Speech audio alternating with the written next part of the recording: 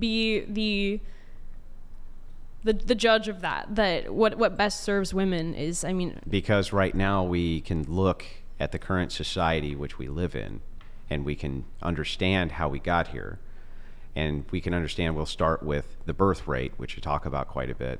Okay, being in the toilet, that's due to anti-natalist feminist policy, and also how can you say that the birth rate declining is not due to pollutants in the water? It's not due to the way we eat, which is it's due to birth horrible. Control. But I mean, how can you say that? There's because we a have number, all the data that shows that it's due to birth control. What data shows that eliminates all confounding factors of pollution of? Because if you take a scale, there's actually a scale, and you can look it up now on your phone if you want to. But you can actually watch when birth control is introduced in the 70s, and you can see the birth rates go right, and but marriage that says rates nothing about causation. On a massive decline, and the same thing with abortion. So the thing is, that says nothing about causation. Okay, you can put any two things all causation is a correlate, by the way. Yeah. So if we have strong enough correlates, like for instance, I don't know, birth control being a thing which prevents birth, that seems like a really strong correlate. In fact, could you think of a single stronger correlate than birth control for why we might have a birth decline? One. Yeah, I do think that pollution, plastics, yes. Come on, pollution? Plastic pollution, yes. Plastic pollution. I do think that male fertility is on the decline because of chemicals, certain chemicals. That plastic pollution, I mean, can you disprove is more, hang on, I just want to make sure I get this right first. You think that plastics in the water and the plastics inside of your system have more to do with the falling birth rate than women on birth control? Yeah, because I think most women get off of birth control eventually and start having kids. When? I don't think, honestly, I don't think that it's that much later than it used to be. Used to be when? Birth control's a new advent. That's something modern. Oh, you mean, so like, not, okay. The 1970s, I guess. Right around the they were beginning still of the having advent of babies in their birth control. 20s. The pill was not as widespread as it is now, but I mean, yeah, obviously birth control would be a much stronger correlate than plastics. I mean, I disagree. Plastics and male fertility. You're saying that it drops male fertility to the point where they can't get women impregnated anymore? I mean, if all you have to say is there's a strong correlation, I bet you could put up a graph that shows the concentration of plastic in the water or concentration of whatever forever chemicals in the water or in food or whatever, and you could put the same birth rate graph. Chris donated $200. She said pollution because she wants to win an argument. She's not interested in getting to the actual truth. Thank you again for making feminists look crazy. These clips are going to be great.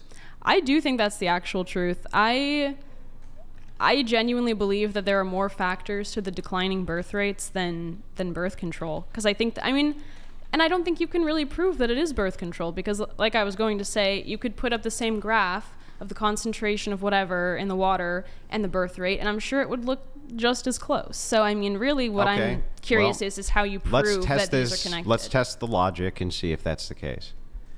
If all women went off of birth control tomorrow and had the same amount of sex they're having right now, what do you think would happen to pregnancies? They would go up. How much? Probably by quite a bit. Like, how much do you think quite a bit is? I have no idea, honestly. Probably a lot. Now, let us assume for a second that we consumed the exact same amount of plastic that we are right this second, and they all went off of it tomorrow. You're still going to see a huge, massive increase, aren't you? Yeah. Yeah. Okay, so now if we were to retract this and say, okay... But also pregnancies don't equal birth rate. Because who's to say that all those women wouldn't go out and abort the children? Okay, but assuming... Let's assume there was no abortion. Okay. If there was no birth control, and by the way, abortion is birth control. That is a form of birth control. It's literally lumped in with it. But we were talking specifically about the pill. Yeah. So if it is true that if tomorrow all of them went off of birth control, had the same amount of sex, they would all start getting pregnant, because they would, then your argument that plastics are degrading men's fertility must not be a very good argument. I mean, I guess you could make the same argument if you took all the plastics out of the water, but all the women were still on birth control, I believe... What would happen? I believe they would all magically get pregnant now?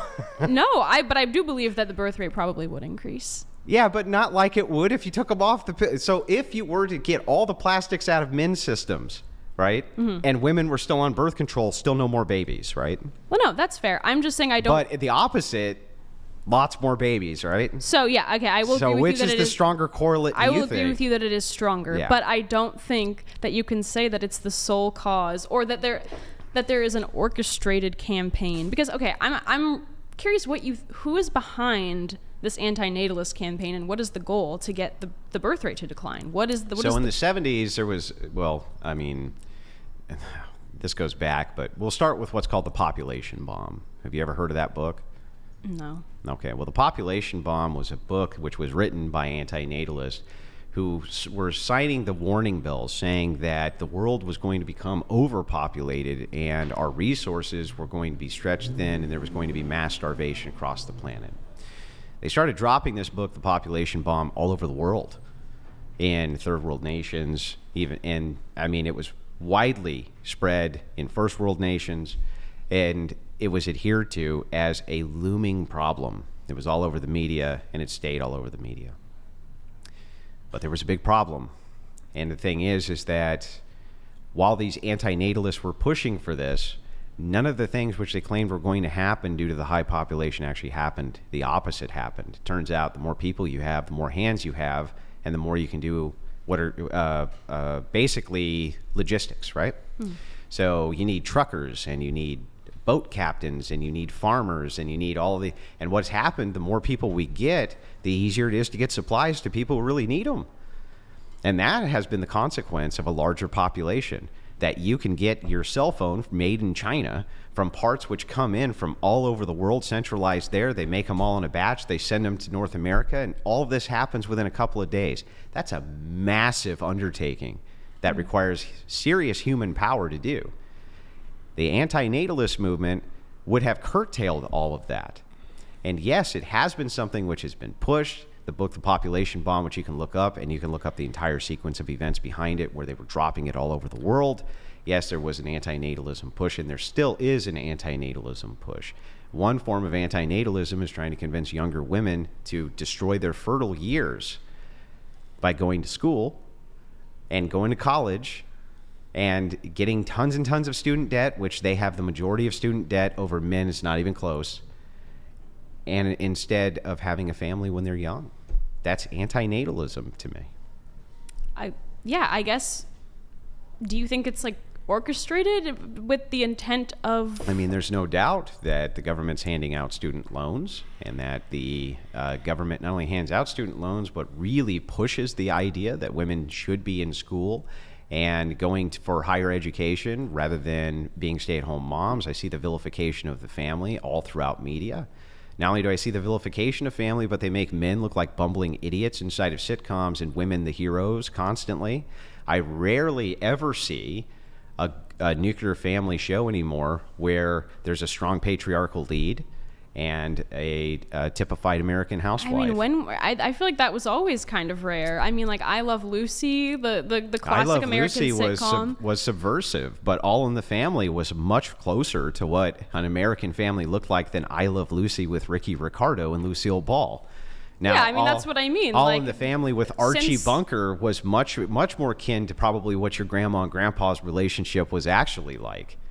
So, yeah, no, I think that there were shows like, and by the way, everybody tuned in for that show for that reason, because it was so much closer to the reality of the American family than Lucy Goes to the Chocolate Factory for the 8th time this week. I know, I'm just saying I don't think these things are new, and I don't think that they're, in my opinion, I don't think that they're an orchestrated, like, anti-natalist push. I mean, who's to say that some women's realities are not that their husbands are bumbling idiots? I mean, there are so many, I mean, hundreds and hundreds of documents which have been published, everything from CIA projects which produced anti-natalist results and a push for anti-natalist results. You might think that that's conspiratorial, even though they're all declassified and you can read them. But Yeah, there's been a massive anti-natalist movement inside of the United States. What does the government... Pointing right at the feminists who started feminism, who said they wanted to destroy the nuclear family. Having children was slavery. They said it. All of them said it. Well, that would be a feminist. I'm saying, what does the government stand to gain from... Because honestly, I understand what women in the 50s, 60s, and 70s stood to gain from, escaping, I guess, the nuclear family. But what does the government stand to gain from demographic pressures? And it seems like that would only... There's only so much of this I can get into because of the platform that we're on. Okay, so I am gonna have to move off in a second, just because we have to. Yeah. But I don't want to leave this hanging. I want to answer it. The federal government itself is at the mercy of lobbying groups. Congressmen and even presidents are essentially bought and paid for, not just here, but in Canada as well. And in South America, where you have lobbying that goes on a different way from drug cartels. But lobbyists themselves hold the keys to the power in the United States government, not the government. Yeah, I fully agree with that. Yeah. So, I mean, these lobbying groups, though, especially these feminist think tanks, which go to Congress with these various bills, one of the things that they push are abortion bills and the women's rights to have abortion, right? Right?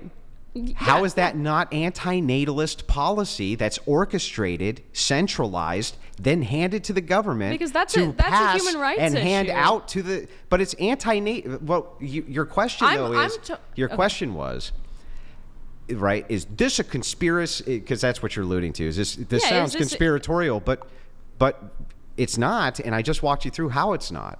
Okay. If you agree that there are liberal think tanks, and these liberal think tanks are coming up with new and better ways to streamline the abortion process, abortion most certainly an anti-natalist policy. There's no way you could ever make the claim that it's not. It most certainly is. And then they streamline that policy to politicians who then try to codify it into law. How in the world could this be conspiratorial? It's business as usual. Okay, well, if you